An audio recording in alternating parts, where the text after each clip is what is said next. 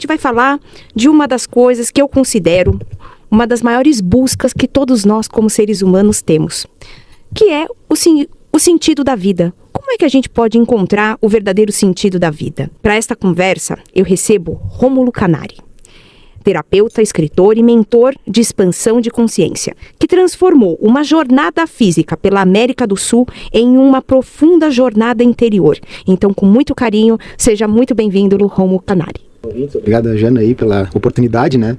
E hoje eu vim falar um pouco de uma jornada que aconteceu em 2019, que foi um momento difícil na minha vida, que eu estava, vamos dizer, buscando respostas internas, e eu já vinha nesse caminho do autoconhecimento, né, que há algum tempo, só que eu não estava conseguindo ouvir a tal voz do coração, e não encontrava uma saída para as questões da nossa vida material, vamos dizer, da nossa vida física, às vezes de confusões até emocionais, e a gente não sabe aonde procurar. E aí, claro, como eu buscava já esse conhecimento, eu sabia que a resposta estava dentro de mim, mas como ouvir essa resposta dentro de mim? Interessante ouvindo aqui você, né, Rômulo, fazer essa abertura, que na verdade eu imagino que você, ouvinte, assim como eu, uma inquietação muito pessoal de cada um de nós. E pra gente então, antes da gente adentrar nesta aventura, que inclusive deu origem a esse livro aqui, que super recomendo para todo mundo que está nos acompanhando pelo YouTube, consegue ver, Sair para uma Caminhada, e as 11 lições que aprendi, do Brasil ao Chile, que o Rômulo escreveu, contando um pouco desse processo de aprendizado. Mas quem é o Rômulo? Conta pra gente, afinal de contas, quem é o Rômulo Canari? Essa é a pergunta que eu considero a pergunta mais difícil de responder, quem eu sou, né? Ou a gente pergunta pra alguém quem tu é. Normalmente as pessoas respondem, eu sou fulano de tal, nome, sobrenome, eu sou formado em tal coisa, o meu cargo é tal, eu trabalho com tal coisa, mas isso não é quem a gente é. Aí eu faço uma contra-pergunta para a pessoa. Não, tu tá me falando da tua profissão, tá me falando da tua filiação, tua família, o teu nome, o teu status, mas tu não tá dizendo quem tu é.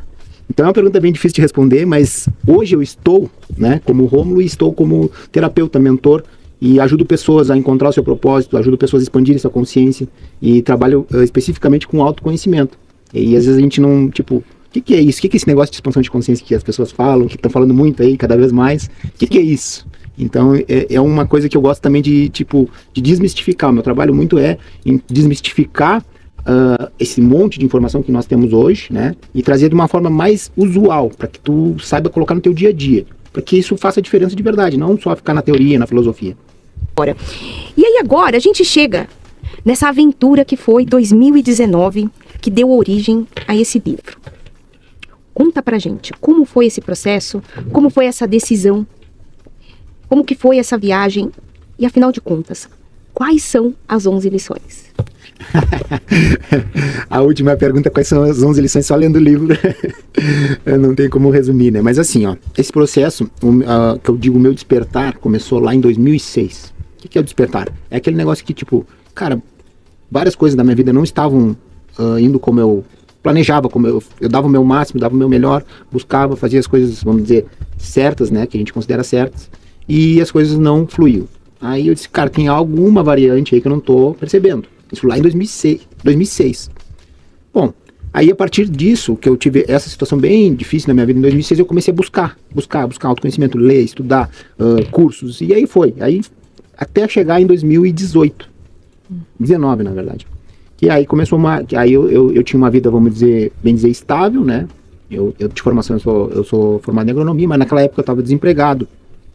E eu era casado e tal, mas eu, Você é formado em agronomia? Sou formado em agronomia. E aí eu tinha alguma coisa que eu não estava conseguindo encontrar nesse meio do caminho, as coisas não estão fluindo, e o problema não é os outros. Eu sabia que as respostas estavam dentro de mim, mas eu digo, como encontrar essas respostas? Né? E aí, claro, quando a gente coloca muita informação para dentro, até deixo um alerta para quem gosta de ler, estudar, fazer cursos, o mais importante do que estudar, ler e fazer os cursos é colocá-los em prática. É praticar, é experienciar. Por quê? Eu vinha de uma jornada de muita busca, fiquei muitos períodos assim, que eu fiquei desempregado, estudando para concurso e em casa, e aí eu buscava muito esses conhecimentos. Então eu coloquei muita informação para dentro, li muito, e estudei demais, e aí chegou um momento que eu não tinha conseguido colocar tudo aquilo que eu tinha estudado em prática. E aí a tua mente fica hiper estimulada, né? Que a informação, toda a informação é energia, né? Então tu colocou aquilo ali pra dentro, aquela energia fica vibrando dentro de ti. Então, por isso que existia, que eu digo, os passos do aprendizado tu estudar, né? Seja através de leitura, ou ouvir, ou ver e tal. E depois tu experienciar aquilo, e depois tu ensinar, compartilhar com os outros. Então, é esses 3 passos. Não dá pra pular uma etapa.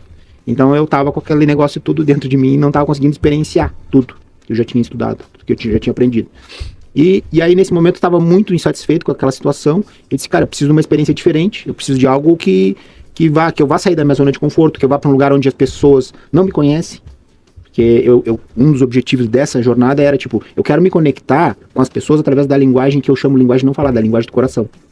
Que é tu te conectar com a pessoa sem saber se ela é formada em agronomia, em advocacia, saber se ela tem dinheiro, se ela não tem, se ela é da família tal. Não, simplesmente tu te conectar com aquela pessoa porque, né? E aí eu tinha me inspirado numa viagem, uma série que eu vi no Netflix, que se chama Amor sobre 2 Rodas, não sobre 4 rodas, um negócio assim. Tem um cara que foi lá do Ushuaia, do deserto, até o Alasca, num Fuca, sem dinheiro. E aí ele dizia, eu vou contando só com a generosidade do próximo.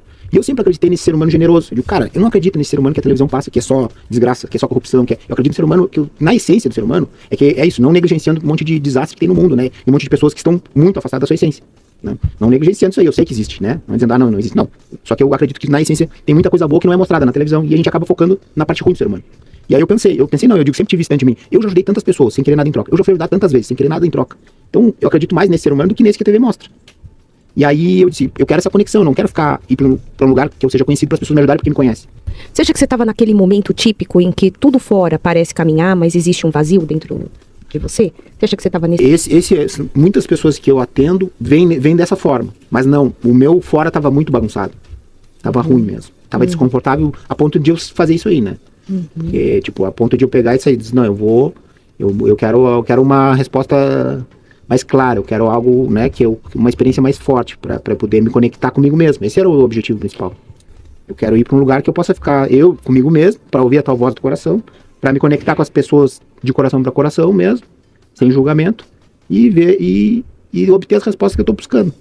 E aí foi o que aconteceu. E aí eu tava esperando até receber um dinheiro, não recebi, chegou um momento e disse, cara, sabe uma coisa, eu vou ir tinha R$275, eu vou ir assim mesmo.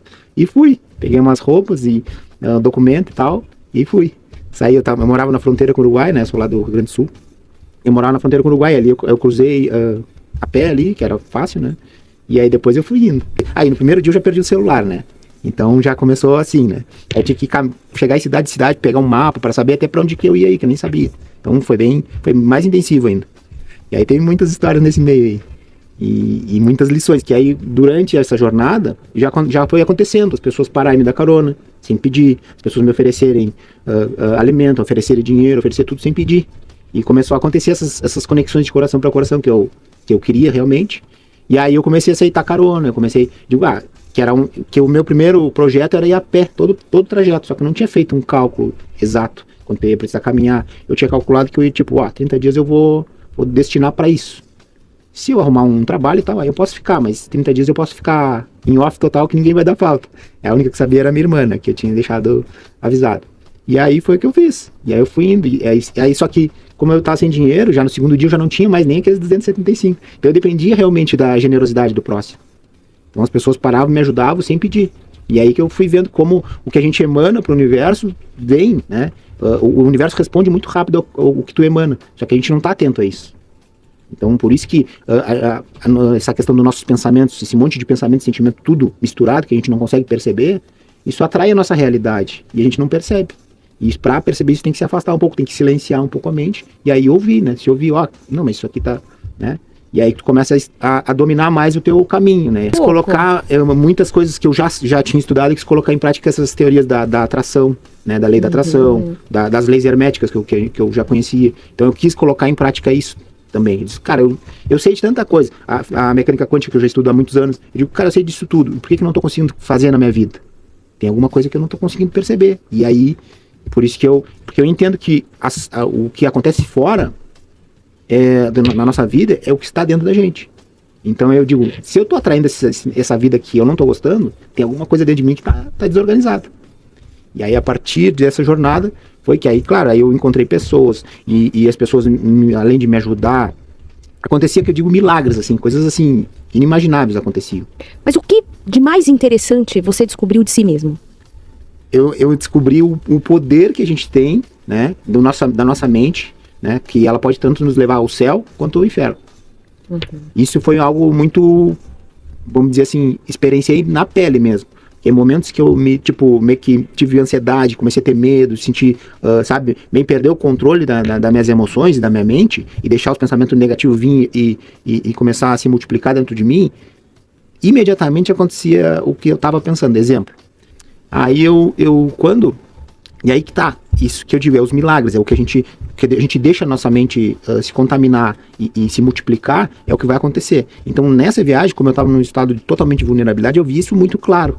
Não vou conseguir lugar para ficar, aqui é ruim de acampar, aqui é frio, ninguém vai me dar carona, já tá ficando de noite. Acontecia tudinho que eu tinha pensado, que eu tinha deixado a mente se fixar. Não vou ter o que comer, acontecia tudo. Aí eu aprendi, né, 2, 3 vezes passando frio, passando trabalho, eu disse, não, o negócio é o seguinte, e lá é bem frio, eu levei algumas coisas assim, mas eu não tinha roupa suficiente para o frio que tava lá. E aí eu comecei, quando começava, sabe, bater uma ansiedade, ver, não tá dando certo, o que eu fazia? Aprendi, eu saía de cena, tranquilizava, respirava, meditava, disse, não, já começava a pensar e imaginar positivamente, ou só silenciava, ou não pensava em nada. E dizer, não, vai dar certo, já vai vir a carona, não vai vir alguma solução para isso. Então você acha que as pessoas buscam fora aquilo que elas têm dentro delas? Elas buscam fora as respostas e as carências que elas têm dentro delas. Só que a resposta não está fora e as carências que ela tem dentro dela, ela nunca vai preencher com coisas de fora. Então por isso que aí vem aquela questão que tu me perguntou. Pessoas que às vezes estão com uma vida material estável, né, às vezes atingem um sucesso profissional, e dentro delas, e é só isso? Não, dentro dela tem um vazio, porque é uma carência dela mesma. Ela nunca vai conseguir, por mais que ela compre o próximo carro, a próxima casa, o próximo iate, nunca vai chegar, deu, ok. Porque isso tudo é fora, não dizendo que a gente não possa comprar essas coisas, a gente pode e deve, se tem condições e se acha que faz sentido. Mas a gente tá aqui para viver coisas o que realmente alimenta nosso ser é alguma coisa que a gente chama de propósito, né? Tem que ter um propósito por trás de cada ação. Isso sim, né? Isso aqui eu vou fazer porque o propósito é... E o propósito às vezes não é uma coisa grandiosa. Também eu gosto de desmistificar isso aí, que às vezes a pessoa acha, o propósito é terminar com a fome da África, eu preciso fazer coisas grandiosas. Não. Às vezes o propósito de uma mãe de família é criar aqueles 2 filhos que ela teve, bem criado e ok. Ela cumpriu o propósito dela e ela já uma grande missão já, né? E ela tá feliz, entendeu? Então, cada um tem o seu propósito. E não é um só, né? Pode ser vários. Então, e às vezes não é uma coisa exorbitante, são coisas simples, mas é algo que te motiva a tu levantar de manhã, te motiva a tu fazer alguma coisa, a trabalhar, né? E aí que tá, a maior parte dos seres humanos estão muito distante da essência deles, que eles estão só comendo, dormindo e reproduzindo, assim como faz os animais. Então, o ser humano não veio para ser um animal, né? O ser humano tem um racional, por isso que a gente tem que encontrar quais são os propósitos que me motivam a fazer tal coisa, né? E aí... Às vezes as pessoas não conseguem, né, compreender eu acho que o que é mais difícil a gente compreender é que a gente acredita tanto num poder de Deus, né? A maior parte das pessoas tem principalmente o nosso país, é um país de muita fé, as pessoas têm muita fé, muita crença. Então acredita num Deus todo-poderoso, mas se esquece que é a imagem e semelhança dele. O que a gente aprende? Que nós somos adultos de crianças machucadas, com crianças interiores machucadas. Perfeito. Né? Então aquilo que a gente não conseguiu digerir, aquilo que a gente não conseguiu curar na infância, ela não fica na infância. Ela vem para sua vida. É uma parte nossa. É uma parte nossa. E é um processo que é muito difícil das pessoas, vamos dizer assim, compreenderem. E claro que, graças a Deus, temos você que foi lá para ir e contar pra gente como foi toda essa imersão. Então, por isso, não deixem de adquirir o livro, que vocês viram que ele não deu nenhum spoiler das 11 lições, hein? Tem que ler o livro, hein? Então, conta aqui um pouco pra gente esse processo da sabedoria, do conhecimento, da importância de buscar esse autoconhecimento, para que a gente tenha uma sociedade saudável. Tá, em relação à questão da criança, que a gente chama de criança ferida, criança interior, eu acho essa primeira infância, dos 0 a 7 anos, é aquela criança que é o papelzinho branco, e tudo ela vai, e a gente precisa entender que não é que o que realmente ela aprende não é o que os pais, ou quem cria ela, o que eles dizem, e sim o que eles emanam, a energia deles, o que eles pensam, ela sente, ela capta tudo. A criança é uma antena muito, às vezes, ela não tá prestando atenção, não, ela tá captando toda a informação, mesmo que não seja falada. E, claro, obviamente, nosso papel não é, julgar, né, quem nos criou, coisa assim, e sim, cada vez mais preparar os próximos pais para criar crianças menos feridas. Mas não quer dizer que todo mundo vai errar. Porque o erro faz parte, né? Não tem curso. Tem curso para ser agrônomo, engenheiro? Tem. Ser advogado? Tem. Mas não tem curso para ser pai. Simplesmente faz o filho e te vira. E a vida vai te ensinar. E aí, claro, aqueles pais vão passar o que eles receberam dos pais deles. E ok. Então, é muito importante isso que tu falou, porque eu não sei se faz 2023, se foi, acho que era, a estatística mais ou menos, era 800 mil óbitos de pessoas que tiraram a vida, nem gosto de usar a palavra por causa da plataforma, tiraram a vida. Isso por ano. Isso sim é uma pandemia. 800 mil por ano. E isso estava crescendo. Uns 2 ou 3 anos atrás era esses dados. E isso é muita gente. Imagina, 800 mil pessoas simplesmente sumirem do mapa por ano, tirando a própria vida. Isso sim é algo que realmente é necessário ter uma intervenção, ter uma atenção maior. E às vezes a forma como, né, como o sistema faz essa intervenção, esses cuidados, ainda é muito ineficiente, né? Senão não seria tanta gente. E eu acho que, querendo ou não, nós como terapeutas que quando a gente diz é holístico, é que enxerga um pouco o ser de uma forma mais ampla, né? Então, tem certas ferramentas que trabalham só o mental, né?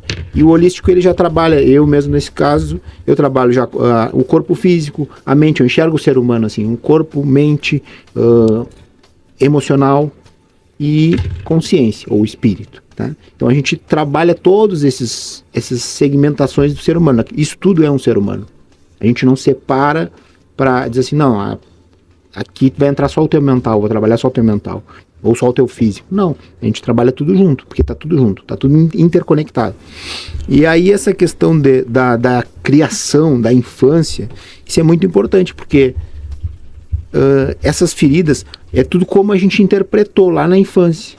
Então, às vezes, uma pequena coisa para aquela criança significou algo que ela vai carregar, aquela, como tu falou, às vezes as pessoas estão agredindo as outras e nem é porque ela é má, não, é porque é a forma como ela aprendeu a tratar um semelhante nessa situação. Sim. Então, é necessário um trabalho, claro, obviamente cada um tem seu livre arbítrio que diz assim, não, eu não quero trabalhar isso aí, ok, mas cada vez mais vai ficar claro que a gente, se não trabalhar esse nosso interior, se não fizer essa cura dessas feridas emocionais, dessas partes nossas, né, do passado, a gente carrega coisas até dos nossos ancestrais, geração pós geração, se a gente não trabalhar essas coisas, os resultados na parte, vamos dizer, externa, né, que a gente enxerga nos nossos coisas que nós desejamos, na nossa satisfação, na nossa felicidade, também vai ser frustrado, também a gente não vai conseguir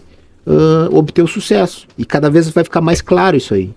Já está, né? Na verdade já está. Só que realmente são muitas quebras de paradigmas, né, que precisam ser feitas, porque foram colocadas muitos paradigmas justamente para o ser humano ficar aprisionado e não se libertar. E isso, o autoconhecimento é uma forma de se libertar, né? Quando é feito de forma séria mesmo, vamos dizer, quando eu digo séria é comprometida com si. Entendi. Você falou em um determinado momento das pessoas que vivem no automático. Que insight você daria para ela entender que ela está vivendo no automático? E se ela está vivendo no automático, o que ela pode fazer para mudar isso? Uma questão muito interessante é que a grande parte, né, a grande parte dos seres humanos, eles estão em busca do quê? Da sobrevivência, não é? Então, tipo, eu morei agora há pouco, antes de vir para São Paulo, eu morei na África. Lá fiquei na Angola quase um ano. Lá eu vi o que é subsistência mesmo. Eu vi o que é miséria mesmo, que a gente não tem noção do que é aqui no Brasil, perto do que eu vi. Então lá eles estão só pela subsistência, só para se manter o que comer, trabalhar meio-dia para ter o que comer de noite, e escolher uma refeição. Os que trabalham, né?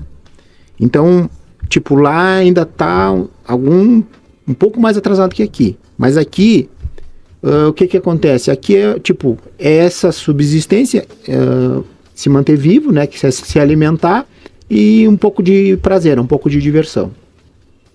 E tá. Então a maior parte das pessoas estão trabalhando para quê? Para ganhar dinheiro. Então estão trocando o tempo delas por dinheiro. Então qual é o propósito delas? Ganhar dinheiro. Para quê? Para comer e ter algum prazer ali, ver um futebol, alguma coisa assim, tá? Então já tu já vê que elas estão na pirâmide de Maslow lá na base, né? Que isso aí realmente as pessoas não conseguem sair daquilo. É um círculo vicioso. Come, dorme, reproduz. Ok. Aí já subiu um degrau. Tá, já tá conseguindo proliferar, né? Aumentar a prole. Né? Já reproduziu, fez filho, ok. E continua nesse ciclo. Então o que elas estão? Estão escravas do próprio dinheiro. Se tu tá trabalhando, dedicando teu tempo só para ganhar dinheiro, tu tá escravo do dinheiro. Então tem uma frase do Dr. Leir Ribeiro que eu gosto de usar, que é o dinheiro, nem é dele na verdade, mas é ele que usa essa frase. Ele é uma figura, né? O dinheiro é um ótimo servo, mas um péssimo patrão. Então o dinheiro ele é muito bom quando tu usa ele, não ele te usa. Então quando a gente está trabalhando só para ganhar dinheiro, não tem um propósito, tu tá escravo do dinheiro. Tu é escravo do dinheiro. Se eu parar de trabalhar, parei de ganhar dinheiro, ok. E como é que a gente inverte isso?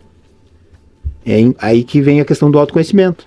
Tipo, eu preciso encontrar algo que eu sinta prazer em fazer, que eu gosto de fazer, que seja uma habilidade, ou eu desenvolvo uma habilidade, e começar, essa habilidade começar a ajudar, de alguma forma, as outras pessoas a resolverem problemas.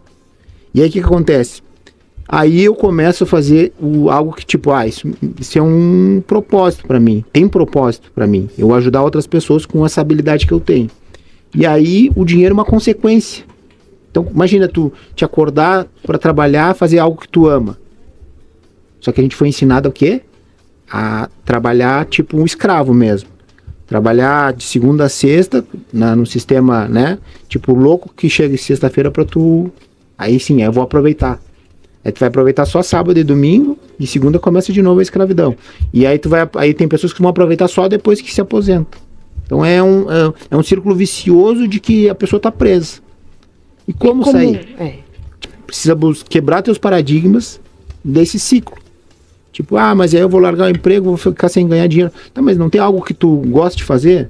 Então não estou incentivando ninguém a largar o seu emprego e viver de algo que goste. Não. Começa a fazer esse algo que tu gosta, e à medida que aquilo começa a te motivar, começa a atingir mais pessoas, começa a entrar um dinheiro que tu consiga te sustentar, vai chegar um momento que tu vai conseguir abandonar aquele teu serviço escravo e tu vai te dedicar mais ainda a algo que tu ama, que te dá uma motivação de tu fazer, né? Te dá um propósito, além da motivação, né? Mais que motivação. Se você tivesse que escolher uma lição das 11 para você deixar aqui com a gente, qual seria ela? Putz. Essa 8ª lição, a lei do dar e receber. Essa lição é legal. Vou ter que contar a história rápida, né? Claro. Pra não dar muito tempo. Foi assim, ó. Eu tive uma lição bem bacana. Eu recebia exatamente o que eu ia precisar no dia ou naquele outro dia. Em questões de dinheiro, de alimento. E tudo isso sem pedir. E aí eu tinha recebido um dinheiro e aí eu saí, eu caminhar numa cidade lá na Argentina e encontrei um casal tocando violino e violão no semáforo. E eu passando ali e puxei um papo ali e começamos a conversar. Aí o cara disse, eu já morei no Brasil, já morei no Rio de Janeiro, e começamos a conversar e tal, não sei o quê. E aí os carros começaram a parar no semáforo e ele abandonou o trabalho dele e ficou conversando comigo. Vai, toca aí. Eu tô aqui de boa, assim, tô com tempo. E ele, não. E ele tranquilo, vai conversando já. Disse, não, quiser ficar lá na minha casa e tal, já ofereceu lugar pra eu ficar. Eu digo, não, obrigado, tem lugar, eu tô ficando tinha feito amizade num hotel, tava ficando num hotel. E aí... E ali a gente ficou, nem sei, 30, 40 minutos ali conversando e tal. Tá. Aí eu tinha, não me lembro quantos pesos eram, mas vamos dizer que eu tinha R$10 no bolso. Eu relato no livro, não lembro certo. Ou 5. E eu peguei, então tá, já que tu não recebeu nada esse tempo que a gente ficou conversando, eu vou te dar esse dinheiro. Era o que eu tinha. Exatamente o que eu tinha. E dei, tá, beleza. E feliz da vida fui-me embora. Naquele mesmo dia eu já ia seguir viagem. Fui lá pegar minhas coisas no hotel e tal. Isso era de manhã, de tarde eu já ia seguir viagem, caminhando. E aí eu saí, peguei uma carona e tal. Já encontrei um amigo que eu já tinha feito amizade com ele por acaso, que não existe acaso no universo. Ele me encontrou e já levou acho que uns 80 quilômetros. e daqui a pouco peguei outra carona, e aí fui com esse outro cara conversando, chegou na hora de descer, o cara me deu o dobro que eu tinha dado pro cara lá no semáforo de manhã, o cara me deu em dinheiro, sem eu pedir. Toma aqui, presente. E eu disse, não. E ele, não, pega. E eu realmente não tinha nada. E naquele momento eu disse, olha aí, o universo a lei da atração, ela é perfeita. Eu dei, sem pretensão nenhuma, e o universo já deu o jeito de me presentear de volta. Foi perfeito, essa daí foi uma lição bem bacana. Então eu queria que você falasse, né, desse propósito, que essa ânsia primeiro do seu, de como você ajuda as pessoas a encontrarem o seu propósito, e que você também aproveitasse e já deixasse uma mensagem final de inspiração.